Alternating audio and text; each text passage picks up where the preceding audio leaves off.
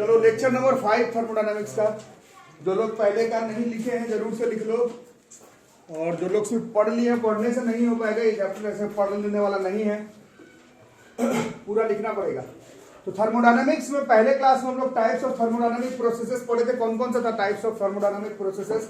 Isothermal लिखे थे, adiabatic लिखे थे, आइसोबेरिक लिखे थे, आइसोकोरिक लिखे थे, रिवर्सेबल और साइक्लिक दिख रहा है क्वेश्चन बनाने के बीचों बीच में।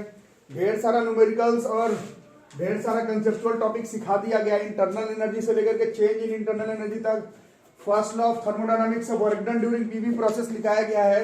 देखने से नहीं होगा, कॉपी में लिखना पड़ेगा, ठीक है। तो कई तरह का थर्मोडायनामिक प्रोसेस होता है, उसमें से कुछ थर्मोडायनामिक प्रोसेस के बारे में अलग से स्पेसिफिकली हम लोगों को पढ़ना।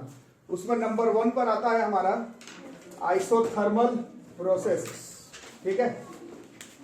तो आइसोथर्मल प्रोसेस क्या होता है, पहले डेफिनेशन तो लिखे ही हो। क्या होता है? N isothermal process is a specific thermodynamic process in which pressure and volume of the system change कर जाएगा, बट टेम्परेचर जो है वो कांस्टेंट रहना चाहिए। ऐसा खास थर्मोडायनामिक प्रोसेस को हम लोग आइसोथर्मल थर्मोडायनामिक प्रोसेस कहते हैं, ठीक है। पहला चीज ये हो गया। दूसरा चीज हमें ये याद करना है कि आइसोथर्मल प्रोसेस को होने के लिए ये एक्चुअली में it is a type of hypothetical process. इसको सही में कैरी ऑन करना थोड़ा सा मुश्किल होता है। क्यों? क्योंकि हम लोग पढ़ रहे हैं इस पूरे प्रोसेस में, जो लोग रेगुलर क्लास कर रहे हैं, थर्मोडायनामिक प्रोसेस 5वां क्लास चल रहा है। चारों लेक्चर में बताऊं, ये कंटेनर है, कंटेनर में ढेर सारा गैस मॉलिक्यूल्स है जिसका एक definite amount of pressure volume temperature है। यही थर्मोडायनामिक सिस्टम है।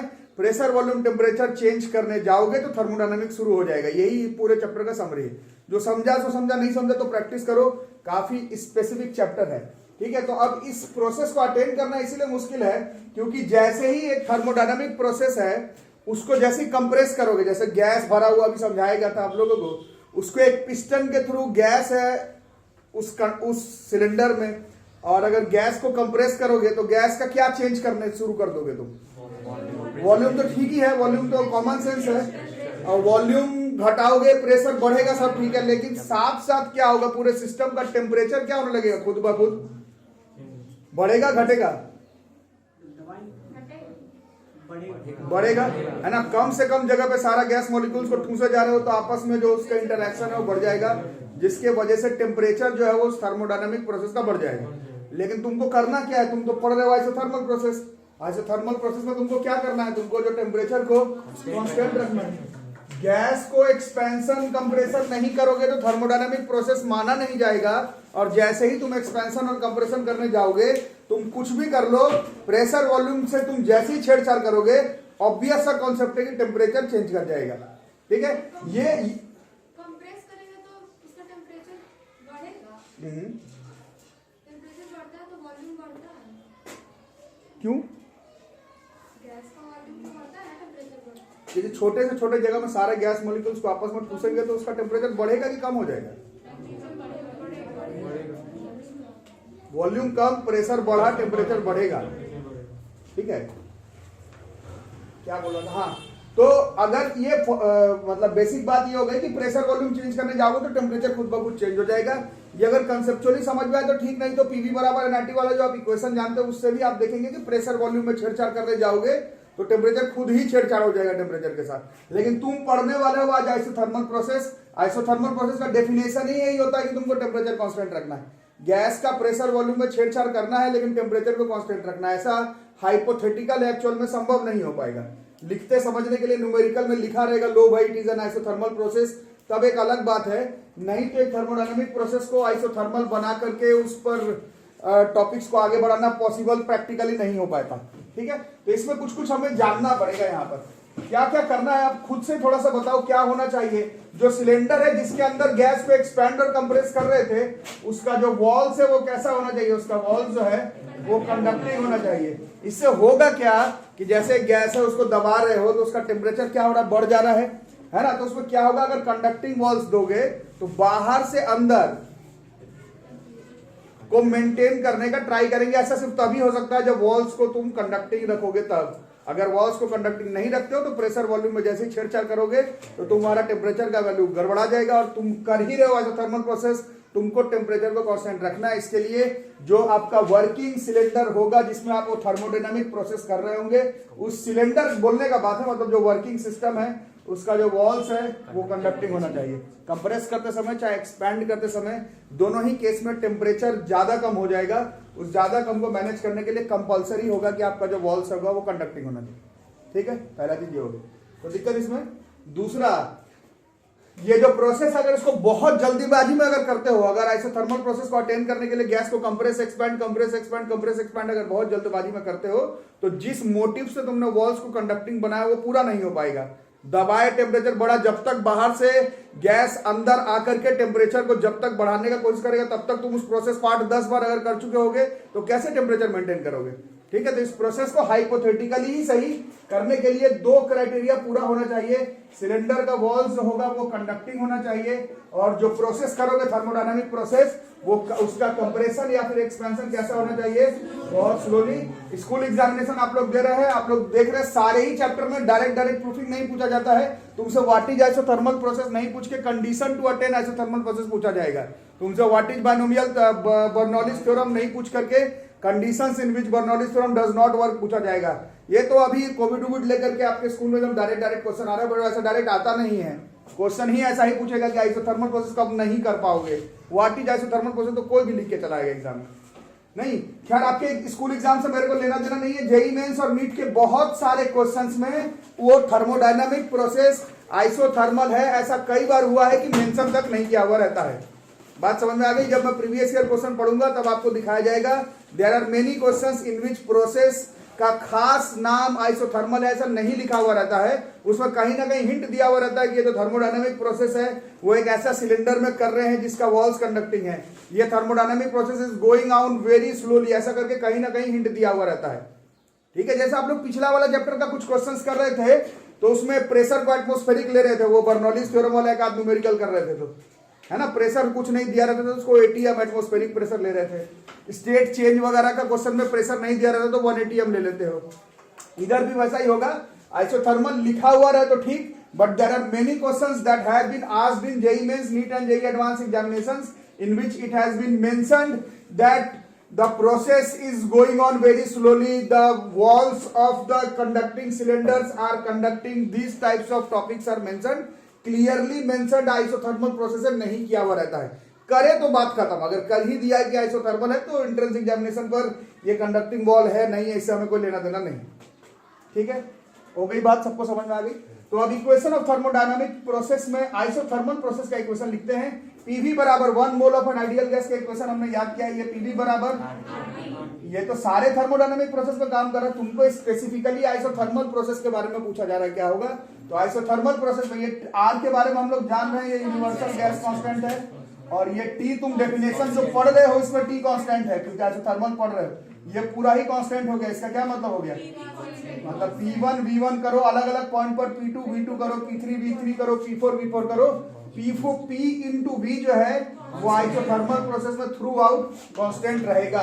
ये हमारा हो गया इक्वेशन ऑफ आइसोथर्मल प्रोसेस। तो पहले डेफिनेशन, फिर क्राइटेरिया कि किस तरह से तुम अटेन कर सकते हो, फिर इक्वेशन, और इसके बाद हमने 4 लेक्चर से देखा है वर्क डन थर्मोडायनामिक प्रोसेस का कैसे निकालते हो, पीडीवी से निकालते हो, बट वो सारे थर्मोडायनामिक प्रोसेस का निकालते हो।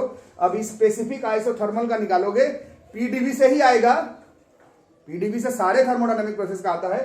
इसका जो स्पेसिफिक वाला है वो आएगा अभी थोड़ी देर में। तो अभी देखेंगे work done during isothermal process क्या होता है, पहले याद रख लिखो फटाफट। यहां तक अगर हो गया है तो फर्स्ट लॉ ऑफ थर्मोडायनामिक्स कल पढ़ लिए थे, अब ये चलेंगे आगे हम लोग फर्स्ट लॉ ऑफ टीडी। बच्चों बात मत करो यार, first law of thermodynamics applied to isothermal process. अब जो लोग रेगुलर क्लास कर रहे हैं उन लोग बताएंगे आइसोथर्मल प्रोसेस में क्या जीरो रहा टू बी फेयर, dt, और कल हम लोग पढ़े थे du का क्या फॉर्मूला था, चेंज इन इंटरनल एनर्जी का, जैसे cv इंटू, ये बड़ा गजब का प्रूफिंग है, du का फॉर्मूला cv dt, ये किसी किताब में नहीं दिया हुआ, ये cp माइनस cv बराबर r के प्रूफिंग के बीच में आता है, खुद से इसका प्रूफिंग कोई किताब में दिया हुआ नहीं है। तो ये dt का वैल्यू आइसोथर्मल में चेंज इन टेम्परेचर तो हो ही नहीं रहा, मतलब ये dt का वैल्यू कितना हो जा रहा है पूरा मतलब ये डी यू का वैल्यू कितना हो जा रहा है 0। और फर्स्ट ऑफ थर्मोडायनामिक्स पढ़े थे डी क्यू बराबर D you plus D W या फिर पी डी वी, तो ये डी यू ही 0 हो गया। तो ये जो डी क्यू है और यू कैन से क्यू और डब्ल्यू, मतलब जितना हीट दिए पूरे से ही वर्क डन हो जाएगा, बशर्ते वो प्रोसेस जो है वो आइसोथर्मल प्रोसेस हो तब। तो इसको भी ख्याल हम लोग रखेंगे। साइक्लिक प्रोसेस में भी ऐसा ही कुछ होता था। साइक्लिक प्रोसेस में भी डी यू 0 होता है। साइक्लिक प्रोसेस में भी जितना हीट दिए उसे वर्क डन हो जाता है। देखो कर दिए। तो अब देखो अभी केवी वालों का एग्जाम हुआ है और सबको ही मालूम होना चाहिए। देखो entrance exam mains advance NEET अपने तरफ है, बट अभी आप लोग स्कूल एग्जामिनेशन में है तो प्रूफिंग हम लोग 9th क्लास से देख रहे हैं कि फिजिक्स में हर चैप्टर में स्कूल एग्जाम में प्रूफिंग तो आता है। इस चैप्टर में 5वें लेक्चर में है एक प्रूफिंग कल किए थे, सीपी माइनस सीपी बराबर आर, जबरदस्त प्रूफिंग आएगा स्कूल एग्जाम में। उसके बाद अगर कोई प्रूफिंग बचता है इस चैप्टर में तो वो ये है, और सारे केवी वालों का ये आया है। This is work done during isothermal process. सारे थर्मोडायनामिक्स का डीडब्ल्यू बराबर पीडीवी से निकल जाता है, बट स्पेसिफिकली आइसोथर्मल का कितना होगा वो अभी हम लोग देखेंगे। Work done during isothermal process is a very very very very important topic. एक तो स्कूल एग्जाम आपका अब फाइनली है ज्यादातर उन लोगों का, इसका प्रूफिंग आएगा, कंपलसरी है। और बाकी आपके स्कूल एग्जाम से मेरे को कोई लेना देना नहीं है। आइसोथर्मल प्रोसेस का वर्क डन का जो क्वेश्चन है मेंस एडवांस नीट में, वो जो भी इसका फॉर्मूला डिराइव होकर के आएगा उससे बनेगा। ठीक है, जैसे आप लोग एसेंट फॉर्मूला देखे है ना, 2t cos theta by r rho g, proofing school exam में करते रहना। एंट्रेंस एग्जामिनेशन में 2t cos theta by r rho g से भर के क्वेश्चन है। बर्नौलीज थ्योरम का प्रूफिंग स्कूल में करते रहना। एंट्रेंस एग्जामिनेशन में बर्नौलीज थ्योरम का क्वेश्चन है ही है। बल्क प्रॉपर्टीज ऑफ मैटर में, प्रोजेक्टाइल मोशन में प्रूफिंग टाइम ऑफ फ्लाइट और रेंज वेंज का प्रूफिंग स्कूल एग्जाम में है, बट न्यूमेरिकल जब एंट्रेंस एग्जाम में आता है तो आपको फॉर्मूला से डालना है। तो इसका फॉर्मूला हम लोग अभी देखने वाले हैं कि आइसोथर्मल प्रोसेस में स्पेसिफिकली कितना वर्क डन होगा। ठीक है, प्रूफिंग रही बात स्कूल एग्जाम में आएगा। तो कैसे करते हैं हम लोग, किसी भी थर्मोडायनामिक प्रोसेस का डीडब्ल्यू बराबर कैसे निकालते हैं, डीडब्ल्यू बराबर पीडीवी। ये कल एक्सप्लेन किया गया, कैसा भी थर्मोडायनामिक प्रोसेस हो, कल क्या टू बी फेयर पहले ही क्लास में शायद किया और कल भी लिखवाए, कैसा भी थर्मोडायनामिक प्रोसेस का डीडब्ल्यू जो है वो पीडीवी से आता है। और डीडब्ल्यू से डब्ल्यू निकालने का पूरा रामायण महाभारत में एक ही तरीका है, इंटीग्रेशन। इसका भी करना पड़ेगा हम लोगों को।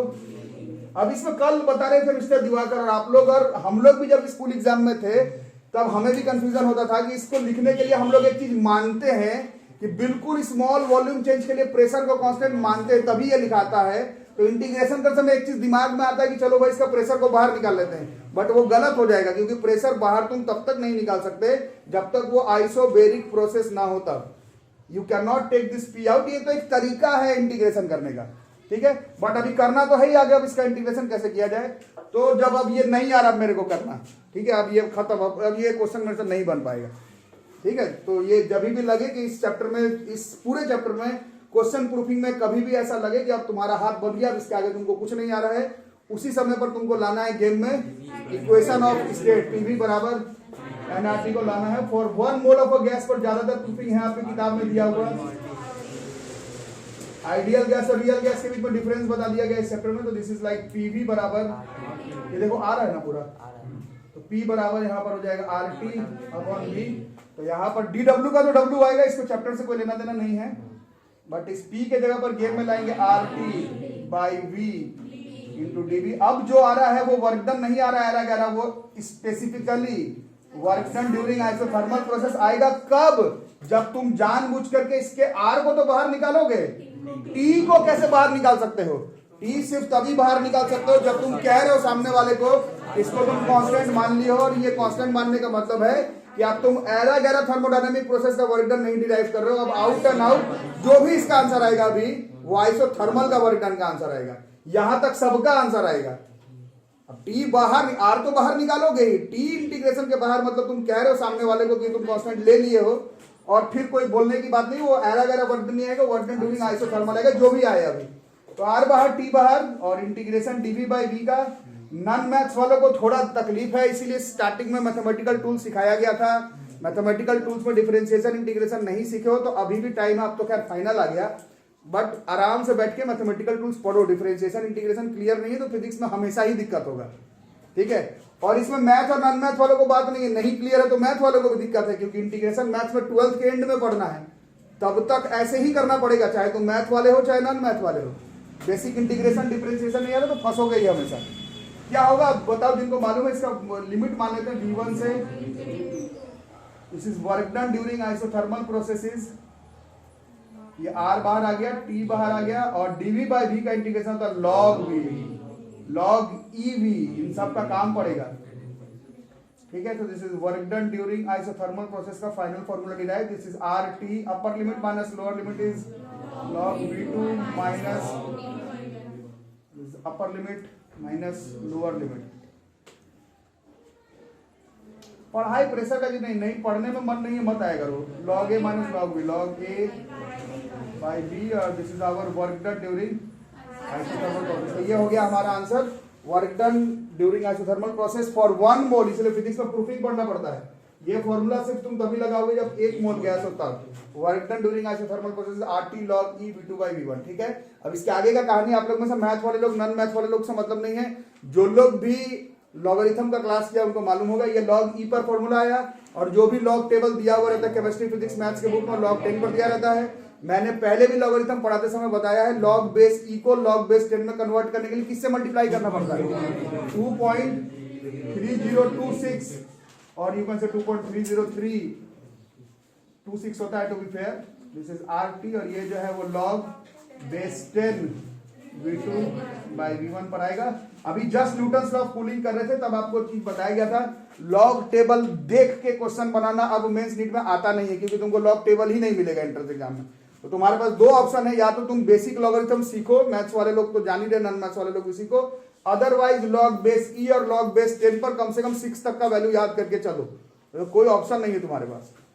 या फिर बेसिक लॉग सीखो, जो लोग बेसिक लॉग सीखे उनका काम बना हुआ रहता है, लॉग टेबल नहीं मिलेगा एंट्रेंस एग्जामिनेशन में, है ना। आपके केमिस्ट्री वाले सर लॉग वाला क्वेश्चन करवाते होंगे बहुत ज्यादा, किसी किसी चैप्टर में आ गया लॉग बॉग, अभी किसी में आ जाओ, बट वो लॉग टेबल तुमको मिलेगा नहीं एंट्रेंस एग्जामिनेशन में, वो नहीं मिलेगा। जो लोग भी बोल रहे मिलता है उनको पता नहीं है, नहीं मिलेगा। जैसे मिलेगा क्या? कुछ नहीं मिलेगा तुमको। मिलेगा क्या होता है वहां? कुछ नहीं मिलेगा तुमको, है ना। और घड़ी उतरवा लिया जाएगा, तुम्हारा पेन वहां पर अपना मिलता है, वहां पर पेपर कहां से तुमको मिलेगा? लॉग टेबल कुछ नहीं मिलेगा। या तो अभी दिवाकर बता रहे उस क्वेश्चन बनाते समय उस लॉग का फलाना वैल्यू दिया हुआ रहेगा, अदरवाइज आपको बेसिक लॉग का रूल रेगुलेशन आना चाहिए, अदरवाइज लॉग बेस E और लॉग बेस 10 पर कम से कम 10 तक का वैल्यू याद करके चलो, सबको फायदा होगा। बाकी मेरे पेपर में ऐसा नहीं होगा कि भाई लॉग टेबल देखो तब उस जेई का क्वेश्चन बनेगा, नीट का ऐसा नहीं होता फिजिक्स में। केमिस्ट्री में अगर आपके सर बोले कि होता है तो उन्हीं से पूछ लेना कि लॉग टेबल मिलेगा क्या, अगर हाँ बोल रहे तो फिर देख लेना, उन्हीं को ले जाना एग्जाम दिलवाने, वो बाहर से फेंकेंगे कागज लॉग टेबल से। 2.303 RT log 10 V2 by V1, ये इसका आंसर हो गया। और बाकी अभी एक फॉर्मूला और डिराइव किए थे अभी हम लोग इस आइसोथर्मल प्रोसेस में, P1 V1 बराबर किसके बराबर होता है? ये P2 V2 के। तो फिर हमारा V2 by V1 आया ना, तो यहां से देखो V2 by V1 किसके बराबर हो जाएगा? अरे समझो उल्टा हुआ ना, V2 by V1। तो ये फाइनल फॉर्मूला ऐसा भी चलेगा, 2.3026 RT log बेस 10 P1। तो इन सब से हम लोग work done during isothermal process of 1 mole of an ideal gas का वैल्यू इससे डिराइव हो जाएगा। ये हुआ डेरिवेशन स्कूल एग्जाम का। मेंस एडवांस नीट पर डायरेक्ट इस फॉर्मूला से हम लोग क्वेश्चन बना लेंगे। ठीक है, करो।